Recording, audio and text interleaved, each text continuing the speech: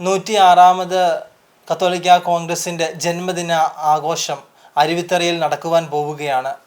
ആഘോഷങ്ങളുടെ ഭാഗമായി ഇന്ന് ഷെഖൈനോടൊപ്പം ചേരുന്നത് കത്തോലിക്ക കോൺഗ്രസിൻ്റെ ഗ്ലോബൽ ഡയറക്ടർ ബഹുമാനപ്പെട്ട ഫാദർ ഫിലിപ്പ് കവീലച്ചനാണ്. അച്ഛാ, എങ്ങനെയാണ് ഈ പ്രോഗ്രാം കോർഡിനേറ്റ് ചെയ്യപ്പെട്ടിരിക്കുന്നത്? അതൊന്ന് പ്രേക്ഷകരുമായിട്ട് പങ്കുവയ്ക്കാമോ? അതുപോലെ തന്നെ പ്രധാനപ്പെട്ട നേതാക്കന്മാരുടെ സാന്നിധ്യങ്ങൾ പ്രേക്ഷകരുമായിട്ട് പങ്കുവയ്ക്കാം. തീർച്ചയായിട്ടും വളരെയേറെ സന്തോഷകരമായ ഒരു അവസരമാണ് ഈ വരാൻ പോകുന്ന 2 ദിവസങ്ങൾ. ഈ മാസം 11, 12 തീയതികളിൽ പാലാ രൂപതയിലുള്ള അരുവിത്തുറയിൽ വെച്ച് കത്തോലിക്ക കോൺഗ്രസിൻ്റെ വാർഷിക സമ്മേളനം തുടങ്ങുകയാണ്. വളരെ പ്രത്യേകിച്ച് 106ാമത് ജന്മദിനാഘോഷങ്ങൾ അവിടെ വളരെ വിപുലമായ രീതിയിൽ എല്ലാ രൂപതകളിൽ നിന്നും പ്രതിനിധികളെ പങ്കെടുപ്പിച്ച് നടത്തുകയാണ്. ഈ കത്തോലിക്ക കോൺഗ്രസിനെ കുറിച്ച് പറയുമ്പോൾ സിറോ മലബാർ സഭയുടെ ഔദ്യോഗിക സാമുദായിക സംഘടനയാണ് കത്തോലിക്ക കോൺഗ്രസ്. അഭിമന്യ പിതാക്കന്മാരുടെ നേതൃത്വത്തിൽ സമുദായ നേതാക്കന്മാർ ഒരുമിച്ച് സഭയുടെ സാമൂഹിക വിഷയങ്ങളിൽ, സാമുദായിക വിഷയങ്ങളിൽ ഇടപെടുവാൻ വേണ്ടിയുള്ള ഒരു സംഘടനയാണ് കത്തോലിക്ക കോൺഗ്രസ്. ഈ സമീപകാലത്ത് കത്തോലിക്ക കോൺഗ്രസിൻ്റെ പ്രവർത്തനങ്ങളെ പൊതുസമൂഹവും ഗവൺമെൻറ്റുകളുമൊക്കെ വളരെ കൃത്യമായി നിരീക്ഷിക്കുകയും പ്രതികരിക്കുകയും ചെയ്യുന്നത് നമ്മൾ കണ്ടതാണ്. കത്തോലിക്ക കോൺഗ്രസ് ഈ വർഷം വളരെ ശക്തമായ നിലപാടുകൾ എടുക്കുകയുണ്ടായി. ഈ സമൂഹത്തിലെ സാധാരണക്കാർക്ക് വേണ്ടി, പ്രത്യേകിച്ച് കത്തോലിക്ക സമുദായത്തിൻ്റെ നിരവധിയായ വിഷയങ്ങളെ പൊതുസമൂഹത്തിൽ അവതരിപ്പിക്കുവാൻ വേണ്ടി, ഗവൺമെൻറ്റുകളുടെ മുമ്പിൽ ശ്രദ്ധ ക്ഷണിക്കുവാൻ വേണ്ടി കത്തോലിക്ക കോൺഗ്രസ് വളരെ കൃത്യമായ പ്രവർത്തനങ്ങൾ വളരെ ചിട്ടയോടും ക്രമമായിട്ടും നടത്തുകയുണ്ടായി. അതിലേറ്റവും പ്രധാനപ്പെട്ടത് ഈ കഴിഞ്ഞ ഡിസംബർ മാസം 11 തൊട്ട് 22 വരെ കേരളത്തിലുടനീളം കത്തോലിക്ക കോൺഗ്രസിൻ്റെ നേതൃത്വത്തിൽ ഈ കത്തോലിക്ക കോൺഗ്രസിൻ്റെ ആദരണീയനായ പ്രസിഡൻറ്റ് ബഹുമാനപ്പെട്ട അഡ്വക്കേറ്റ് ബിജു പറയനിലൽ സാറിൻ്റെയും ബഹുമാനപ്പെട്ട general secretary professor Rajeev Kochuparambil സാറിൻ്റെയും നേതൃത്വത്തിൽ കത്തോലിക്ക കോൺഗ്രസ് നേതാക്കന്മാർ നടത്തിയ അതിജീവന യാത്രയായിരുന്നു. ഞാനും അതിൽ ആദ്യന്തം പങ്കെടുക്കുകയുണ്ടായി. ഈ അതിജീവന യാത്ര കേരളത്തിലെ എല്ലാ പ്രധാനപ്പെട്ട സ്ഥലങ്ങളിലൂടെ കടന്നുപോയപ്പോൾ ഈ കേരളത്തിലെ സാധാരണക്കാരായ മനുഷ്യർ, വളരെ പ്രത്യേകിച്ച് കർഷകരായിട്ടുള്ള മനുഷ്യരുടെ പ്രശ്നങ്ങളെ പൊതുസമൂഹത്തിലേക്ക് എടുത്തു കാണിക്കാൻ നമുക്ക് സാധിച്ചു. 3 പ്രധാനപ്പെട്ട കാര്യങ്ങൾ കത്തോലിക്ക കോൺഗ്രസ് അതിൽ എടുത്തു കാണിച്ചു. ഒന്ന്, കത്തോലിക്ക സമുദായം നേരിടുന്ന വിവിധങ്ങളായ വിഷയങ്ങൾ കൃത്യമായിട്ട് അഡ്രസ്സ് ചെയ്യുക. അതിനുവേണ്ടി ഗവൺമെൻറ്, ഇപ്പോഴത്തെ ഗവൺമെൻറ്, ബഹുമാനപ്പെട്ട പിണറായി വിജയൻ സാറിൻ്റെ നേതൃത്വത്തിലെ ഗവൺമെൻറ് സ്ഥാപിച്ച JB കോശി കമ്മീഷൻ വളരെ വിശദമായ പഠനം നടത്തി റിപ്പോർട്ട് സമർപ്പിക്കുകയുണ്ടായി. എന്തുകൊണ്ടൊക്കെയോ ഈ റിപ്പോർട്ട് കൃത്യമായിട്ട് അതിൻ്റെ പേരിൽ നടപടിയെടുക്കാൻ സാധിച്ചിട്ടില്ല. പക്ഷേ കഴിഞ്ഞ ദിവസം ഞാൻ ബഹുമാനപ്പെട്ട മുഖ്യമന്ത്രിയെ കാണുകയുണ്ടായി. അദ്ദേഹവും ഈ കാര്യങ്ങളൊക്കെ ശ്രദ്ധയിൽപ്പെടുത്തി. അദ്ദേഹം പറഞ്ഞു അതിന് വേണ്ട ക്രിയാത്മകമായ നടപടികൾ സ്വീകരിക്കാമെന്ന് പറഞ്ഞിട്ടുണ്ട്. ഗവൺമെൻറ് അത് തീർച്ചയായിട്ടും അത് പരിഗണിക്കുമെന്നും അതിനുവേണ്ട നടപടികൾ സ്വീകരിക്കുമെന്ന് ഞങ്ങൾ പ്രതീക്ഷിക്കുകയാണ്. അപ്പം ഈ കത്തോലിക്ക സമുദായം, പ്രത്യേകിച്ച് ക്രൈസ്തവ സമുദായം അനുഭവിക്കുന്ന പ്രശ്നങ്ങളെ കണ്ടെത്തി മനസ്സിലാക്കി അതിന് ഈ സമൂഹത്തിൽ എന്ത് കൃത്യമായ പരിഹാരങ്ങൾ ചെയ്യാം എന്നതിന് ഈ JB കോശി കമ്മീഷൻ്റെ നിർദ്ദേശങ്ങൾ നടപ്പിലാക്കുന്നതിലൂടെ ക്രിയാത്മകമായ നിലപാടുകൾ ഗവൺമെൻറ്റുകൾക്ക് സ്വീകരിക്കാൻ സാധിക്കും. രണ്ടാമത്തെ കാര്യം ഇവിടെയുള്ള വന്യജീവി പ്രശ്നമാണ്. പ്രത്യേകിച്ച് മലയോര മേഖലകളിൽ താമസിക്കുന്ന സാധാരണക്കാരായ മനുഷ്യർ വലിയ മരണഭീതിയിലാണ്. അവരുടെ ജീവന്, സ്വത്തിന് സുരക്ഷിതത്വമില്ലാത്തൊരവസ്ഥ ഈ കഴിഞ്ഞ കാലഘട്ടങ്ങളിൽ സംജാതമായിട്ടുണ്ട്. ഈ മീഡിയയൊക്കെ ഇത് വളരെ കൃത്യമായിട്ട് പ്രൊജക്റ്റ് ചെയ്തിട്ടുണ്ട്. പല സ്ഥലങ്ങളിലും നമ്മുടെ ആളുകൾക്ക് ജീവൻ നഷ്ടപ്പെട്ടിട്ടുണ്ട്. അത് ക്രൈസ്തവരായിട്ടുള്ള ആളുകൾ മാത്രമല്ല, ഹൈന്ദവരുണ്ട്, മുസ്ലിങ്ങളുണ്ട്, ഒക്കെ സാധാരണക്കാരായ ആളുകളുടെ ജീവിതത്തിന് ഭീഷണി ഉയർത്തുന്ന വന്യജീവി പ്രശ്നത്തെ കൃത്യമായി അഡ്രസ്സ് ചെയ്യണമെന്ന് കത്തോലിക്ക കോൺഗ്രസ് ഗവൺമെൻറ്റുകളോട് ആവശ്യപ്പെട്ടിരുന്നു.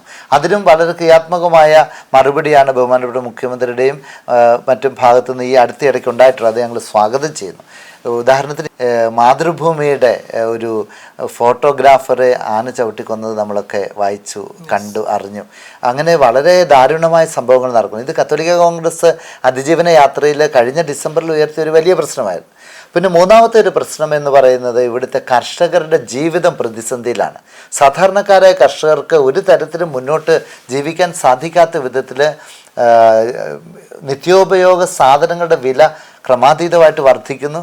പക്ഷേ അതനുസരിച്ച് അവരുടെ നാണ്യവിളകൾക്ക്, കാർഷിക വിളകൾക്ക് വില ലഭിക്കുന്നില്ല. അപ്പോൾ ഈ വിഷയം കത്തോലിക്ക കോൺഗ്രസ് വളരെ ശക്തമായിട്ട് അവതരിപ്പിക്കുകയുണ്ടായി. ഈ ജനങ്ങളുടെ പ്രശ്നങ്ങളിൽ ഇടപെട്ട് ജനകീയ വിഷയങ്ങൾ പൊതുസമൂഹത്തിന് മുമ്പിലും ഗവൺമെൻറ്റുകൾക്ക് മുമ്പിലും അവതരിപ്പിക്കുവാൻ കത്തോലിക്ക കോൺഗ്രസ് എടുക്കുന്ന ഒരു പ്രയത്നം എന്ന് പറയുന്നത് ഇന്ന് പൊതുസമൂഹം അംഗീകരിച്ചിട്ടുണ്ട്. ഈ സമീപകാലത്തെ ചാനൽ ചർച്ചകളിലൊക്കെ അതുകൊണ്ട് തന്നെ പ്രധാനപ്പെട്ട ചാനലുകളൊക്കെ കത്തോലിക്ക കോൺഗ്രസിൻ്റെ പ്രതിനിധികളെ ക്ഷണിക്കുന്നത് അതുകൊണ്ടാണ്. കാരണം ഈ സമൂഹത്തിൻ്റെ നന്മയ്ക്ക് വേണ്ടി പ്രവർത്തിക്കാൻ സാധിക്കുന്ന ഒരു സമുദായ സംഘടനയാണ് കത്തോലിക്ക കോൺഗ്രസ്.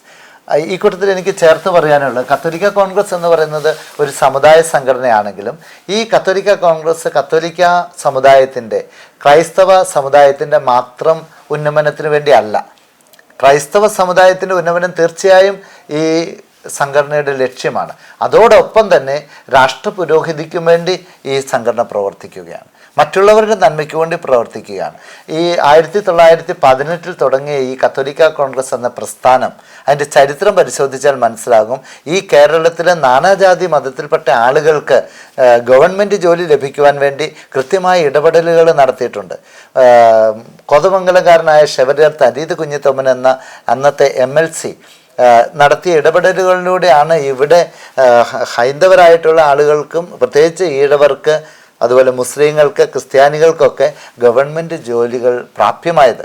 അത് ചരിത്രം പരിശോധിച്ചാൽ നമുക്ക് മനസ്സിലാക്കാൻ സാധിക്കും. എന്ന് പറഞ്ഞു കഴിഞ്ഞാൽ ഈ സമുദായ സംഘടന കത്തോലിക്ക സമുദായത്തിലെ, ക്രൈസ്തവ സമുദായത്തിലെ ആളുകളുടെ ഉന്നമനത്തിന് വേണ്ടി പ്രവർത്തിക്കുന്നതോടൊപ്പം തന്നെ പൊതുസമൂഹത്തിൻ്റെയും ഉന്നമനത്തിനായിട്ട് പ്രവർത്തിക്കുകയും അതുവഴി ഈ ഇന്ത്യ മഹാരാജ്യത്തിൻ്റെ സുസ്ഥിതിക്ക് വേണ്ടി, പുരോഗതിക്ക് വേണ്ടി പ്രവർത്തിക്കുവാൻ പ്രതിജ്ഞാബദ്ധരായ ആളുകളാണ് എന്ന് പറയുന്നത് എനിക്ക് സന്തോഷമുണ്ട്.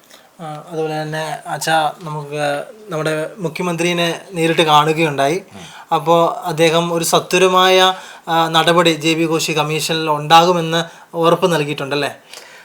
മുഖ്യമന്ത്രിയെ കാണാൻ ഞങ്ങൾ പോയത് ബഹുമാനപ്പെട്ട ബെന്നി നിരപ്പലച്ചനും ഞാനും കൂടെയാണ് പോയത്. അതിൻ്റെ ഒരു പശ്ചാത്തലം എന്ന് പറഞ്ഞാൽ നമ്മളുടെ തലശ്ശേരി അതിരൂപതയിൽ നടത്തുന്ന സാമൂഹിക സേവനങ്ങളുടെ പശ്ചാത്തലത്തിലാണ്. ഞങ്ങൾ പാവപ്പെട്ട വീടില്ലാത്ത കുറേ കുടുംബങ്ങൾക്ക്, സ്ഥലമില്ലാത്തവർക്ക് അവർക്ക് സ്ഥലം മേടിച്ചു കൊടുത്ത് വീട് വെക്കുന്ന ഒരു പ്രോജക്റ്റ് ഉണ്ട്. അപ്പോൾ ഈ തലശ്ശേരി രൂപതയുടെ ഈ പ്രത്യേക പദ്ധതിയിൽ ബഹുമാനപ്പെട്ട മുഖ്യമന്ത്രിയെ ക്ഷണിക്കാനാണ് സത്യത്തിൽ ഞങ്ങൾ പോയത്. അപ്പോൾ അദ്ദേഹം വളരെ സൗഹാർദ്ദപരമായിട്ട് ഞങ്ങളെ രണ്ടുപേരെയും ക്ഷണിച്ചു. സാധാരണഗതി ഞാൻ മനസ്സിലാക്കുന്ന അദ്ദേഹത്തിൻ്റെ വീട്ടിലാരെ അങ്ങനെ ക്ഷണിക്കാറില്ല എന്നാണ് ഞാൻ കേട്ടിട്ടുള്ളത്. പക്ഷേ ഞങ്ങൾ കോണ്ടാക്ട് ചെയ്തപ്പോൾ തന്നെ വളരെ സ്നേഹത്തോടെ വരാൻ പറഞ്ഞു. എന്നെ അവിടെ എന്നെയും ബഹുമാനപ്പെട്ട ബെന്നിയച്ചനെ സ്വീകരിച്ചു. ഞങ്ങൾ സംസാരിച്ചു, മനസ്സോർന്ന് സംസാരിച്ചു. അദ്ദേഹം വളരെ പോസിറ്റീവായിട്ട് പറഞ്ഞു, ഫാദർ ഞാൻ സമയമുണ്ടെങ്കിൽ അല്ലെങ്കിൽ അന്ന് ഫ്രീ ആണെങ്കിൽ തീർച്ചയായിട്ടും വരും.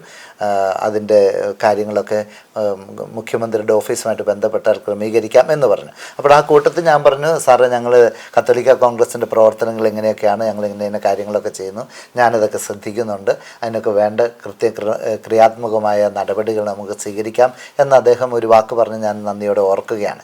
അദ്ദേഹത്തിന് മുഖ്യമന്ത്രി എന്ന നിലയിൽ ഒത്തിരിയേറെ കാര്യങ്ങൾ ശ്രദ്ധിക്കേണ്ടതുണ്ട്.